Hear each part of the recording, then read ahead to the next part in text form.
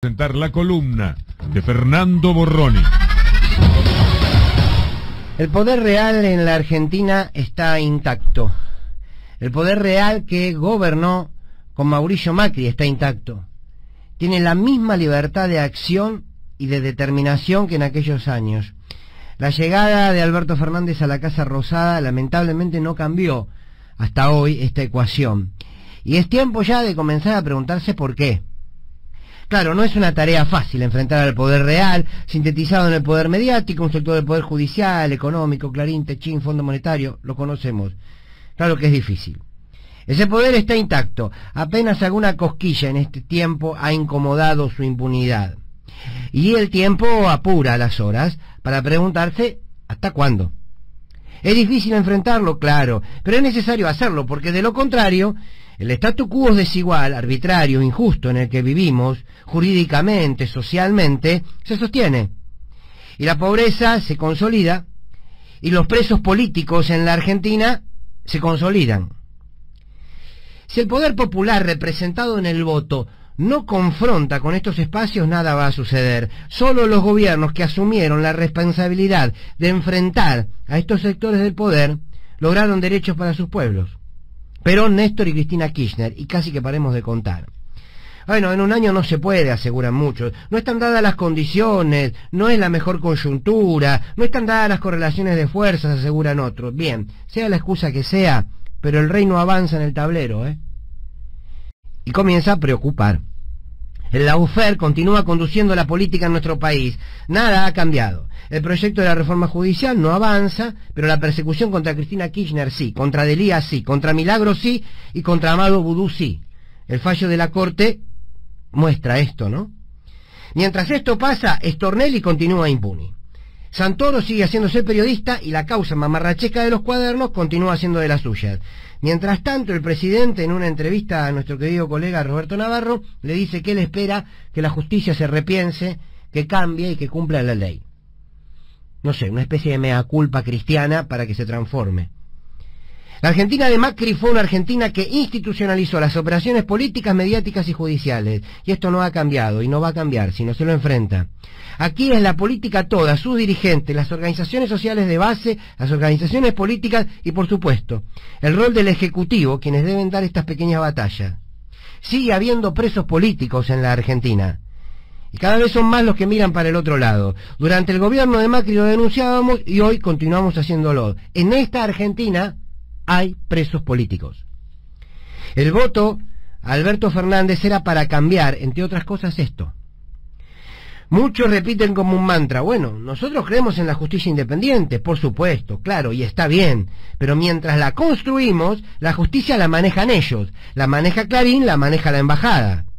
Porque hace 3 meses, por ejemplo, se anularon los procesamientos de Duhovne, de Dietrich, de Iguacel en la causa de la concesión de los peajes, pero vudú adentro, ¿no? ¿Qué disputa de poder estamos dando? ¿O para hacer las transformaciones les vamos a seguir preguntando a los transformados qué opinan?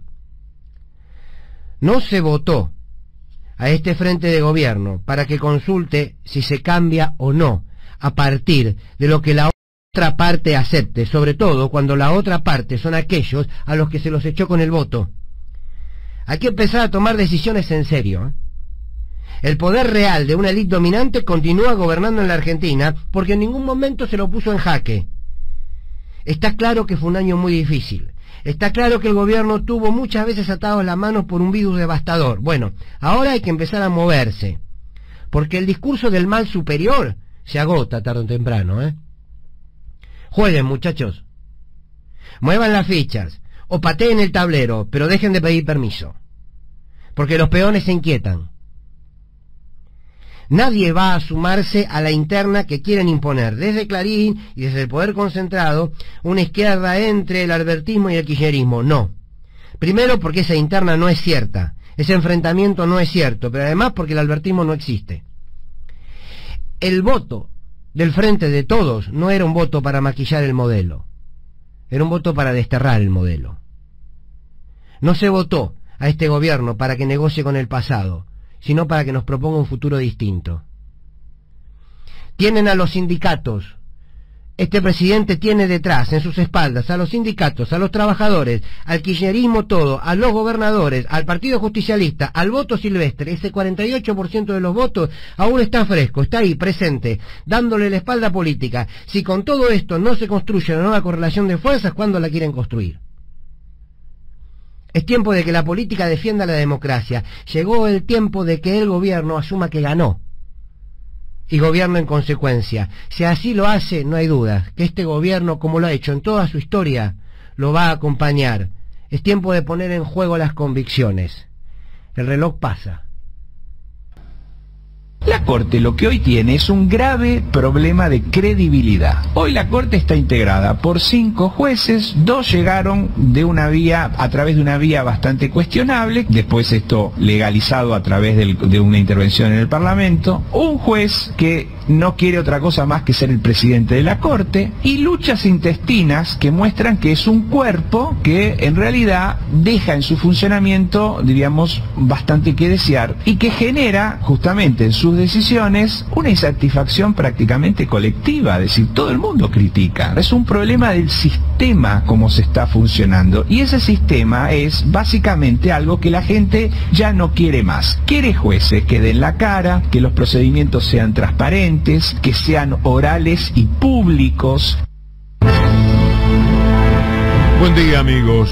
Hemos escuchado para empezar el programa al doctor Veraldi. El día está precioso, fantástico, una temperatura de 15-16 grados, fresco, un poco ventoso, pero el día visualmente es un escándalo de primavera. Y empezamos con el doctor Veraldi hablando de la Corte Suprema de Justicia. Tenemos temas, por supuesto, como la pobreza, lo que hoy se firma en la Casa de Gobierno con los gobernadores, las jubilaciones, la vacuna, el dolor de los médicos que velaron toda la noche al doctor Hakim, que murió en la protesta ante el gobierno de la ciudad de Buenos Aires. Pero la Corte Suprema es un tema que nos habita permanentemente y es tristísimo lo que ha ocurrido. Dejó firme las condenas por el caso de la imprenta Chicone Calcográfica con el simple mecanismo de rechazar los recursos. Entienda esto, el máximo tribunal aplicó lo que se conoce como el artículo 280 del Código Civil y Comercial, una especie de facultad tipo monarquía, como dice página 12 hoy, que le permite a la Corte rechazar sin dar explicaciones. Usted va a quejarse a la Corte, dice, mire, me vengo a quejar, me pasó todo este juicio, el juicio que me han hecho es un horror, póngase en el lugar de vudú. Me ha pasado de todo con esto, no tienen pruebas, las pruebas que tienen son una vergüenza, compraron gente, hay un tipo que tiene un hotelazo que se lo dieron a cambio de hablar en contra de mi persona, esto es un escándalo, le pedimos que lo revise, y la Corte tiene una facultad y dice que no, porque la Corte no puede empezar a estudiarlo, porque si dice que ratifica lo actuado, entonces sabe cada uno de ellos que están haciendo un desastre con cualquier mínimo principio que todavía les puede quedar, si es que les queda alguno. Y si quisieran darle a Vudú por fin justicia, tienen a Clarín y Nación encima, no tienen manera de proceder. Entonces lo rechazan. ¿Usted entiende lo que es eso? Usted va a la protesta, a la Corte Suprema, que es el máximo lugar donde puede aspirar a justicia, supuestamente, no con esta Corte, pero es en la ficción por lo menos. Y la Corte le dice, no, mira, no lo voy a estudiar. Es un código 280 del Civil y Comercial, una cuestión monárquica, y no lo voy a estudiar. Pese a que se trata de un caso de suma importancia, entre otras cosas porque fue condenado un ex vicepresidente y ex ministro de Economía. Lo dice claramente la nota de página 12. Igual los supremos no se dignaron a verlo ocurrido, no emitieron opinión sobre la existencia o inexistencia de delito o sobre las gravísimas irregularidades del expediente. Simplemente lo rechazaron. ¿Y saben cuál es la jugada perfecta? Vamos a volver naturalmente en este tema varias veces en la mañana. Ahora mandarlo preso. No quiere decir que lo que señaló la Corte, que ni siquiera estudió el tema, entienda esto, por favor. No es que la Corte estudió y dijo, está muy bien lo que hicieron los muchachos, el primer juez, el tribunal, la Cámara Federal, Casación, esto es fantástico. Así que vamos a avalar. No, la Cámara dijo, no lo voy a mirar, no me interesa, no puedo, no quiero, no tengo tiempo, no me deja Clarín, qué sé yo, no podía. Y lo rechazó. Pero ahora la jugada completa es mandarlo preso a Amado Vudú, por lo cual el tema tiene tantas aristas y tanto dolor, ya no solo para Vudú, sino para cualesquiera de los ciudadanos que estamos expuestos a cualquier tipo de injusticia mientras no se desactive esa unidad represora en la que se convirtió el Comodoro Pi y que determina ahora, a través de la Corte Suprema de Justicia, un aval para la misma. Voy a leerles una parte, la inicial de una nota escrita en página 12 por Maximiliano Rusconi, el doctor Rusconi. En el marco de la causa masivamente conocida como la de las fotocopias de los cuadernos de Centeno, y en relación a la validez o no de los supuestos arrepentidos, dos de los jueces integrantes de la Sala 1 de la Cámara Federal de Casación Penal, Diego Barroeta Beña y Daniel Petrone, han sentenciado de muerte a las garantías más elementales del ciudadano, legitimando una de las más graves y palmarias violaciones de las que ha sido objeto el texto constitucional en los últimos años. Sigue diciendo Rusconi, así el Poder Judicial, a través de dos de sus miembros, ha dejado pasar una posibilidad histórica, fundamentalmente porque ha pasado mucho tiempo y se han tramitado una enorme cantidad de incidentes en los que nunca antes se había habilitado el tratamiento del tema de los planteos de fondo. A diferencia de lo que se suele argumentar para el rechazo de los planteos nulificantes de las defensas, curiosamente para la mayoría de la casación, que siempre supo acomodarse para neutralizar las voluntades de la minoría de dar respuestas más concretas y profundas, siempre primaron la forma sobre el contenido y bloquearon en cualquier intento de tratamiento de los planteos.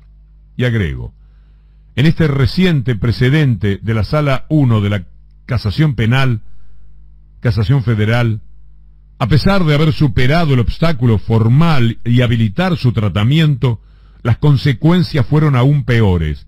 Se incurrió en el derrumbe institucional del esquema constitucional del Estado. El mensaje parece ser, vale todo. Para los jueces Barroeta Beña y Petrone, nada es imposible. Se puede extorsionar a los imputados con su libertad. Se puede recibir su declaración a espaldas de cualquier tipo de contralor, sin realizar el debido registro conforme lo exige la ley. Se puede vulnerar el derecho de defensa de las demás partes, dándoles casi como algo sistemático el acceso a todas y cada una de las revisiones pretendidas. Se pueden negar las premisas más elementales del derecho penal, como sucede con aquella que veda la aplicación retroactiva de una ley penal más gravosa para el imputado. Así como se oye, dice Maximiliano Rusconi, así como se oye, para los mencionados magistrados es posible sentar al imputado ante el reflector de la acusación sin ponerlo en conocimiento de prueba de cargo alguna, requerirle su confesión a cambio de su libertad ambulatoria y dejándolo casi en soledad. Si también el Estado les garantizó la presencia de un defensor público oficial, que más que como defensor ha oficiado de certificador, convalidando una práctica repudiable y extorsiva, dejando de lado todos los deberes, incluso los éticos. Usted puede completar, trabajando de ciudadano, esto que dice el doctor Maximiliano Rusconi con Gabriel Palmeiro, una nota que habla con el título, por si la quiere buscar, ¿y ahora qué? Todos pierden, del fallo de casación respecto a la causa de los cuadernos, diciéndole todo va bien, todo va fenómeno, a una situación en la que está muy claro, ninguno de los testigos fue filmado, fue grabado, no se hizo absolutamente nada. Hay que confiar en Bonadío y Stornelli. Esto es lo que hace la Cámara, sin tomar nota de que muchas personas han denunciado que eran extorsionados. Pero además, dicho por un periodista, por Fontevecchia, el cual, quedó asombrado de la cantidad de empresarios que le decían lo único que les interesa es Cristina Fernández de Kirchner. Pero nada de eso está grabado. Horror de la justicia. Esta Cámara de Casación de Barroeta Beña y Petrone, también de Ana María Figueroa, para darle un poco de dignidad a esa Cámara Federal de Casación, de Casación Federal. Y también la Corte Suprema de Justicia, que a diferencia de Casación, que toma el tema, rechaza el de vudú, porque sabe que el análisis condenaría a la Corte Suprema de Justicia a decir que todo lo que se hizo está mal, porque todo lo que se hizo en el tema de vudú está mal, salvo la grandiosa persecución mediática que ahora se obstina en, además de la condena de la Corte Suprema, en mandarlo nuevamente a la cárcel. Por eso, el abrazo ciudadano de hoy a la 1 de la tarde en tribunales.